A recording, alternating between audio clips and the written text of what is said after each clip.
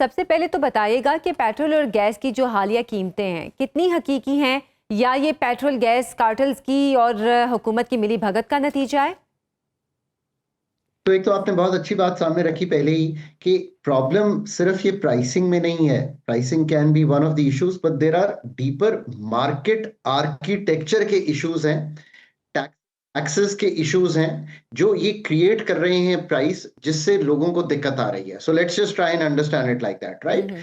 मतलब इसका क्या ठीक कर सकेगा कि नहीं, मैं वो पहले जवाब दे देता हूं जी आपको। जी। मैं दो सेक्टर्स पाकिस्तान के ही बताता हूं। हमने कंपटीशन आने दिया अपने मोबाइल टेलीकॉम में। क्या आप मुझे कह सकती हैं गरीब से लेके अमीर तक कभी किसी ने कंप्लेन किया कि मेरा मोबाइल बड़ा महंगा है, मेरा डेटा बड़ा महंगा है? बल्कि कंप्लेन ये होती है कि हर वक्त लोग मोबाइल पे लगे रहते हैं। बिल्कुल। So think about it, what competition can actually do. Banking भी कुछ हद तक हमने ऐसे किया, पर अगेन वहां आके जैसे ही स्टेट का फुटप्रिंट आता है, स्टेट 70-80% अपना उठा लेती है, जिसे कहते हैं मार्केट में जो कर्जा जाना चाहिए, तो प्रॉब्लम आ जाती है। हम्म। स्टेट का footprint is a major issue in creating the inefficiencies that we see in the sector today.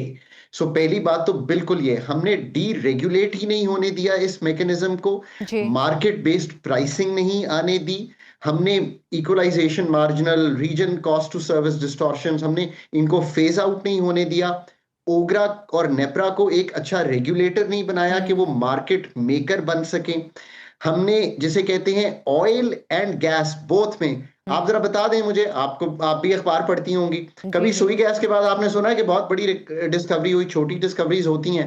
4000 MMCFD हम बनाते थे पाकिस्तान में gas on the daily basis. You know what the production today is? Near half.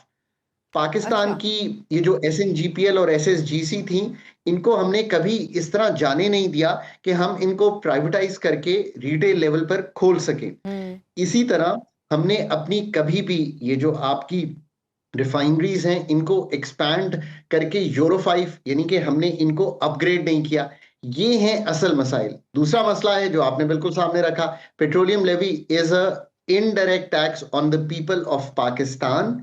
It's last year 1468 अरब रखी थी, हम्म। 1500 अरब के करीब collect हुई। इस साल कलेक्ट करने जा रहे हैं 1677 अरब। सो हम्म। इसका 80 रुपए पेट्रोल पे, दूसरे पे वो आ रहा है। इसको फिर सोचना है कि क्या हमने अपनी, जिसे कहते हैं इनडायरेक्ट टैक्सेशन से कैसे निकलना है। ये हैं असल मुहर्रिकात इसके। ये 20 रुपए बढ़ गया, 10 रुपए कम हो गया, और जो इंटरनेशनल कीमत है वो ऑब्वियसली बहुत इंपॉर्टेंट है, एक्सचेंज बिल्कुल। रेट इंपॉर्टेंट है।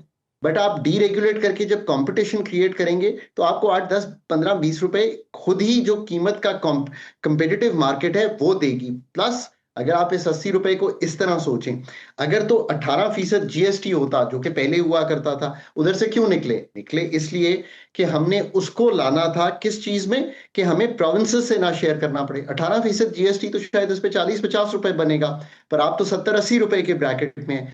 सो उसको भी सोच लीजिए। ये एक ओवरऑल जायजा है। बात यह है मैम कि जब तक आप स्ट्रक्चरली इस चीज को ठीक नहीं करेंगे, हम्म। तो आप 3 साल बाद मुझे इंटरव्यू कर लेना, मैं आपको एग्जैक्टली सेम स्टोरी सुनाऊंगा दोबारा, on the deregulation and on the market तो मेकरशिप ऑफ द पेट्रोलियम सेक्टर। ये मैं एक चीज कहता होता हूँ, LNG, LPG, electricity, petroleum products, हम इन सबको ना किसी तरह हम जिसे कहते हैं करने की कोशिश कर रहे हैं प्लान। हम एनर्जी मार्केट नहीं बना पा रहे पाकिस्तान में। आपके घर पे एक सिंगल सोर्स ऑफ एनर्जी आनी हम्म। चाहिए, वो बिजली है। गाड़ी भी उस पर चलनी चाहिए, कपड़े भी उस पर धुलने चाहिए, खाना भी उस पर पकना चाहिए, और ट्रांसपोर्ट सब उस पर चली जानी चाहिए। बात ये है, क्यों ये होना चाहिए? ये इसलिए होना चाहिए ताकि बाकी जो गैस या पेट्रोलियम इंपोर्टेड है उससे निकलना शुरू हो जाए, तो डॉक्टर साहब, इंडिजिनाइजेशन पे चले जाए। आप क्या हुकूमती कंट्रोल को मुल्क में जो जो गैस पेट्रोल के शोबे की अबतरी है इसकी वजह समझते हैं? वैसे तो ये हुकूमती कंट्रोल ही था जिसने जंग के 4.5 माह के दौरान मुल्क में गैस और पेट्रोल डीजल की सप्लाई टूटने नहीं दी। फिर भी आपका स्टार मार्केट लिबरलाइजेशन पर है। हर सूरत में जी, आपने जब तक डीरेगुलेशन नहीं करेंगे, मसलन आप LNG जो है वो मार्केट में ओपन कर दें, जो मंगवाना चाहे मंगवा ले। ये भी नहीं है। 9 कार्गोज जो गवर्नमेंट टू गवर्नमेंट हुए थे ना कतर से, वो फोर्स मेजोर में चले गए थे, वो नहीं मिले थे आपको लोड शेड करना पड़ा था मुल्क को, दैट्स फाइन। एक शॉक लगा, ये आपको करना पड़ा। बट इसमें कोई दो आरा नहीं हो सकती कि जिस तरह मैं कहता हूँ थर्ड पार्टी गैस सेल्स करने दें, एलएनजी पेट्रोलियम प्रोडक्ट्स इनकी इंपोर्ट को आसान बनाएं, लोगों को करने दें खुद। ये सब काम जब तक आप नहीं करेंगे, एलएनजी टर्मिनल्स बनाने दें, डेटा सही देने दें, ताकि इसमें प्राइवेट सेक्टर इन्वेस्टमेंट आए, ये इंफ्रास्ट्रक्चर बने पाकिस्तान में, कंपेटिटिव मार्केट के थ्रू बने। फिर आपको बहुत सा, जैसे आप कहते हैं, जैसे अब मैं कहता हूं फर्टिलाइजर की गैस प्राइसेस है, इनको रैशनलाइज करना पड़ेगा। को जनरेशन जो रिफॉर्म अपलिफ्ट करे इस सेक्टर को by bringing in efficiencies. UFG losses है, 1% कम करते हैं तो दैट्स एफिशिएंसी। मैं तो आपको अगर मैं ये सामने फिगर रखूं, पाकिस्तान में जितनी भी रिफाइनरीज हैं, PARCO is the only one refinery जो लाइट कन्वर्जन करती है। बाकी तो सिर्फ अभी बहुत पुराने मैकेनिज्म पे हाइड्रो स्किमिंग कर रहे हैं। तभी ना आप रशियन ऑयल को क्रूड लेकर रिफाइन कर पाए थे। इंडिया ने तो सारी अपनी रिफाइनरीज अपग्रेड कर ली थी। डीप कन्वर्जन की हमारे पास एक भी रिफाइनरी नहीं है। ये सारे काम आपको करने हैं। मैं पाकिस्तान के इस सेक्टर में बड़ी तशवीश रखता हूं कि हम इस कॉम्प्रिहेंसिवली इस एनालिसिस को इस तरह नहीं सोच रहे। हम बहुत जैसे कहते हैं ना ऑन दी एजेस इस पे बात करते हैं। इसीलिए मुझे खुशी है कि आपने शुरू ही बात इस तरह से की। और फिर सारी जो पाकिस्तान की एनर्जी ट्रांजिशन है, जिसको मैं एक जस्ट एनर्जी ट्रांजिशन कहता हूं, कि how will we move to पन बिजली, जो हमारा कोल है local, how will we move to, जिसे हम कहते हैं विंड कॉरिडोर्स, सोलर पे कुछ मूव कर गए हैं, न्यूक्लियर एक बनना चाहिए। ये सारी ट्रांजिशन कैसे होगी, that is what we have to really think about, and I think it's possible in the last 5 हुकूमत इस इयर्स। ट्रांजिशन के बारे में सोचती नहीं है, या फिर हुकूमत के पास इतने वसाइल नहीं है? हुकूमतें दुनिया भर में तब कामयाब होती हैं इस तरह के डीपर रिफॉर्म्स करने पे, if they create the capability to do this. मैं फिर कहता हूं कि ये काम करने के लिए you have to put the, जैसे कहते हैं ना, बेस्ट पॉलिसी माइंड्स, जो रेगुलेशन समझते हो, लीगल समझते हो, फाइनेंशियल समझते हो, इकोनॉमिक समझते हो, इंजीनियरिंग समझते हो, इंडस्ट्री माइंड्स हो, तब ये काम कर पाएंगे। पाकिस्तान का अलमिया हमेशा ये रहा है कि हम एक जनरलिस्ट सेटअप से बहुत टेक्निकल एरियाज को चलाने की कोशिश कर रहे हैं। अनफॉर्चुनेटली ये कामयाबी इसलिए नहीं हो रही। कोई वजह नहीं है कि हम 5 साल में एक different architecture, market based, competitive, well regulated market देख सकें पाकिस्तान में, इन सब चीजों की जिसका मैंने आपको जिक्र किया है। आई एम क्वाइट कॉन्फिडेंट कि this can be done, but if we get those minds, हमेशा पाकिस्तान का अलमिया both in the private and the public sector ये रहा है कि हमने वो लोगों को प्लेस नहीं किया जो इतनी बड़ी ट्रांजिशंस पाकिस्तान के स्ट्रक्चर्स की करा सके, specially in the energy sector. अच्छा डॉक्टर साहब, कहा जाता है कि पाकिस्तान तेल गैस की तलाश के हवाले से काफ़ी ज़रखेज़ी रखता है। इसके बावजूद 18 साल से तेल और गैस की तलाश के ठेकों की मंजूरी भी दी गई है। हम कुछ अरसे से सुन भी रहे थे कि कहीं ना कहीं से शायद गालबन तेल और गैस के ज़खायर भी मिले हैं।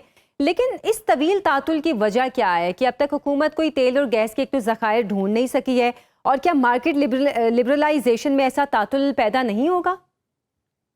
ये बड़ी अच्छी आपने बात की है। देखिए, जितनी क्विकली आप अप्रूवल्स देंगे, जितनी क्विकली आप मार्केट इंसेंटिव्स क्रिएट करेंगे, उतनी ही जल्दी लोग आना शुरू होंगे। चूंकि हमारी अप्रूवल्स प्रोसेसेस इतने कम्बरसम हैं कि टाइम बहुत लग जाता है, और फिर लोग आगे निकल जाते हैं, वियतनाम चले जाते हैं, साउथ कोरिया चले जाते हैं। ये फास्ट ट्रैकिंग, इसीलिए तो मैं कहता हूं कि रेगुलेटर की भी कैपेबिलिटी बिल्ड करनी है, पॉलिसी की भी कैपेबिलिटी बिल्ड करनी है, डीरेगुलेट करना है, मार्केट को ओपन करना है, आए काम करें, पैसे कमाएं, रिफाइनरीज लगाएं, ये सारा काम कर सकें। ये आपने बड़ा अच्छा सवाल किया है। ये जो जिसे कहते हैं ना, एंट्री टू बैरियर तोड़ देंगे, कंपटीशन क्रिएट कर देंगे, डिजिटल ट्रांसपेरेंसी प्राइसिंग में ले आएंगे, डिजिटल डेटे से फराहम कर देंगे। ये है मार्केट कंपटीशन, नॉट कंसंट्रेशन, जो कि मोनोपोली स्टाइल की सरकार में हो।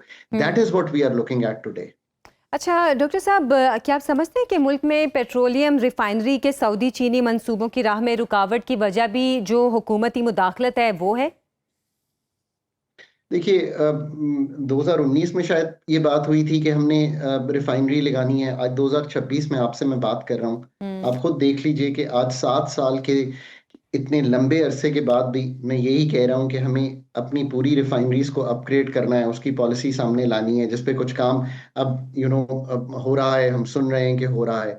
और जो सऊदी रिफाइनरी है, आई एम नॉट श्योर कि it's still even in the works, या वो प्रोजेक्ट जो है वो कहीं और चला गया है या नहीं लगेगा।